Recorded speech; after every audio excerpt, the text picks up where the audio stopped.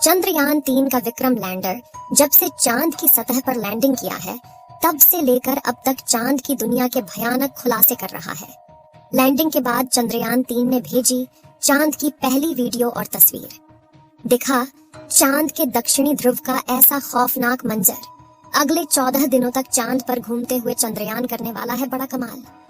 इसरो का यह mega plan देखकर दुनिया भर की स्पेस एजेंसीज हैरान हो गई है। दोस्तों, चांद की कक्षा में पहुंचने से लेकर आज तक इसरो के चंद्रयान 3 ने हर रोज लगभग नई तस्वीरें और वीडियो भेजा है। और क्या आप जानते हैं कि रूस का लूना 25 जिस दिन क्रैश कर गया, उस दिन भी लूना के स्थित की दुर्लभ तस्वीरें साझा की थीं, जिसमें चंद्रमा का वह फॉरसाइट दिख रहा था जिससे धरती पर बैठकर किसी भी टेलीस्कोप से नहीं देखा जा सकता। लेकिन इस वक्त की सबसे बड़ी खबर यह है कि चंद्रयान 3 चंद्रमा की सतह पर सफलतापूर्वक लैंड कर चुका है, जिसके तुरंत बाद उसने अपने अंदर लगे एडवांस हाई क्वालिटी कैमरा की मदद से चांद के दक्षिणी ध्रुव की पहली झलक कैप्चर कर ली है। और अगले 14 दिनों तक वह बड़े कमाल करने वाला है, जिसका खुलासा आज हम इस वीडियो में करेंगे। साथ ही आपको दिखाएंगे इस मिशन से जुड़ा वह पहलू जिसे देखकर इसरो के लिए आपकी इज्जत 10 गुना बढ़ जाएगी। तो देखिए इस वीडियो को अंत तक। दोस्तों, 14 जुलाई को पृथ्वी से चांद के लिए रवाना हुआ चंद्रयान 3 ने इतिहास रच दिया है, जब उसने 23 अगस्त की शाम चांद के साउथ पोल पर लैंडिंग किया, जहां आज तक दुनिया का कोई देश नहीं पहुंच पाया। चंद्रमा आज भी अपने अंदर अनेक ऐसे रहस्य समेटे हुए हैं, इसलिए दुनिया भर के वैज्ञानिक इसमें काफी रुचि दिखाते हैं। इसी बीच इसरो की तरफ से बहुत ही बड़ी गुड न्यूज आ रही है कि चांद पर लैंडिंग के बाद चंद्रयान 3 के विक्रम लैंडर की कंडीशन बिल्कुल ठीक है, और इसलिए चंद्रमा पर रिसर्च करने के लिए अपने प्रज्ञान रोवर को चांद की सतह पर खुला छोड़ दिया है। और ये रोबोट अगले 14 दिनों तक चांद के बहुत बड़े खुलासे करने वाला है। वहीं विक्रम लैंडर के एडवांस कैमराज ने चांद पर अपनी लैंडिंग साइट की सबसे ताजा तस्वीरें भेजी हैं। इन लेटेस्ट फोटोज में सूरज की रोशनी को रिफ्लेक्ट करके चमक रही चांद की खूबसूरत सतह को साफ साफ देख सकते हैं। साथ ही यह भी देख सकते हैं कि चांद की सतह कितनी ज्यादा ऊबड़ खाबड़ है, जिसका यह हाल लंबे समय तक उल्का पिंडों की बारिश की वजह से हुआ है।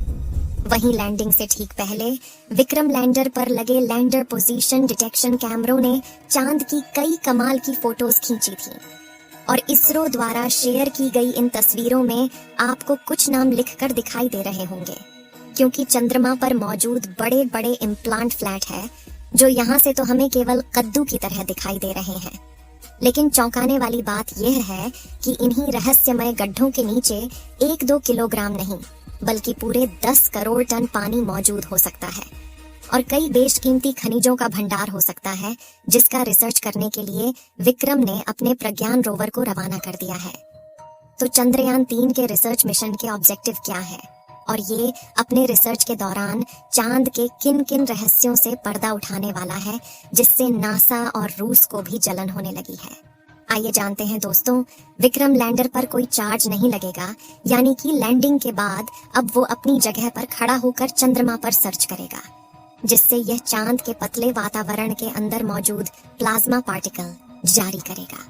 दिन और रात में चंद्रमा की सतह के बदलते तापमान की जांच करेगा, अपनी लैंडिंग साइट के आसपास आने वाले भूकंप की गति और तीव्रता की स्टडी करेगा, और सतह के नीचे लेजर फेंक कर सरफेस एलिमेंट्स की जांच करेगा, जिसके लिए इसके अंदर 4 पेलोड उपकरण लगाए गए हैं। जबकि चंद्रयान 3 का प्रज्ञान रोवर अपने टायर्स की मदद के चलते हुए चांद के दूर दराज इलाकों की तरफ रवाना हो चुका है, और चलते चलते इसने इसरो को भी चांद का डेटा भेजना शुरू कर दिया है। आपको बता दें कि प्रज्ञान रोवर में लेजर इंडक्टेड ब्रेकडाउन स्पेक्ट्रोमीटर और अल्फा पार्टिकल एक्सरे स्पेक्ट्रोमीटर जैसे 2 पेलोड उपकरण लगाए गए हैं, जो कि लेजर की मदद से चांद की सतह के अंदर तक जाएंगे और सतह के नीचे मौजूद पानी का पता लगाएंगे। साथ ही यह चांद की मिट्टी और चट्टानों में मौजूद मैग्नीशियम, एल्युमिनियम, क्रोमियम और सिलिकॉन जैसी कीमती खनिजों को भी खोज निकालेंगे, और इस रहस्यों से पर्दा उठाएंगे कि आखिर जान के अंदर क्या छुपा हुआ है। यानी अगर अपने इस मिशन में विक्रम लैंडर और प्रज्ञान रोवर ने चांद पर किसी कीमती खनिज या पानी का भंडार खोज लिया, तो ये इतना बड़ा कामयाबी होगा कि भविष्य में जब भी चांद का नाम लिया जाएगा तो इसके साथ ही इसरो और भारत का नाम भी जोड़ा जाएगा। आपको बता दें कि रिसर्च मिशन चांद के वे लूनर दिन होते हैं जो कि पृथ्वी के 14 दिनों के बराबर है, जिसके बाद चंद्रयान 3 का विक्रम लैंडर और प्रज्ञान रोवर अपने आप निष्क्रिय हो जाएंगे और सदियों तक चांद की सतह पर खड़े होकर भारत के नाम का ठप्पा लगा देंगे। ऐसा इसीलिए क्योंकि इसरो ने वापस लाने का कोई प्लान नहीं बनाया है, वहीं इसे सिर्फ दिन के वक्त ही काम करने के लिए डिजाइन किया गया है।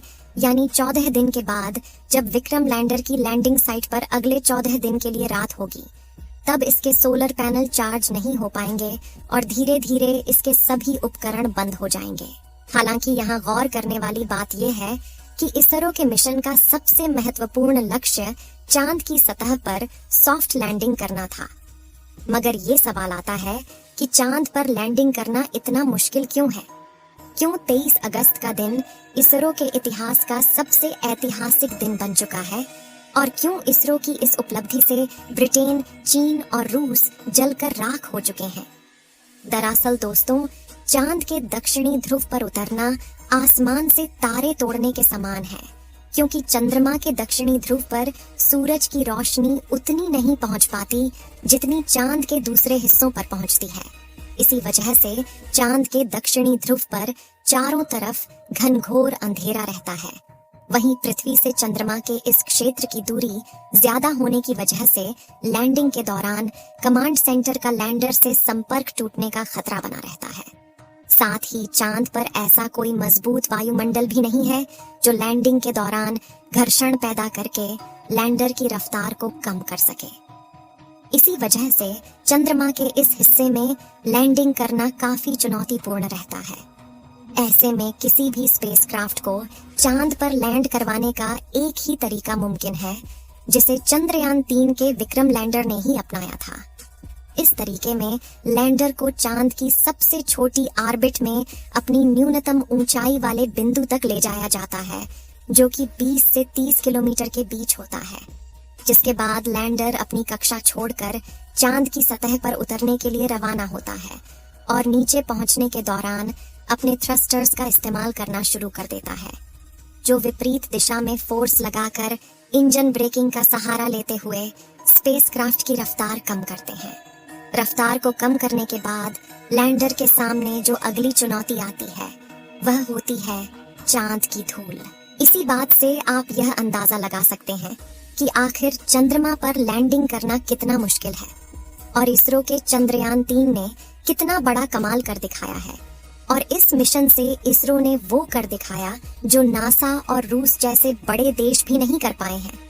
जबकि रूस तो चंद्रयान 3 से आगे निकलने की हड़बड़ी में एक हफ्ते पहले ही अपने लूना 25 मिशन में बुरी तरह से फेल हो चुका है। यानी भारत ने अमेरिका और रूस जैसे बड़े देशों को भी पछाड़ दिया है और पाकिस्तान तो अगले 100 सालों में भी स्पेस रिसर्च की फील्ड में भारत के आसपास तक नहीं पहुंच पाएगा।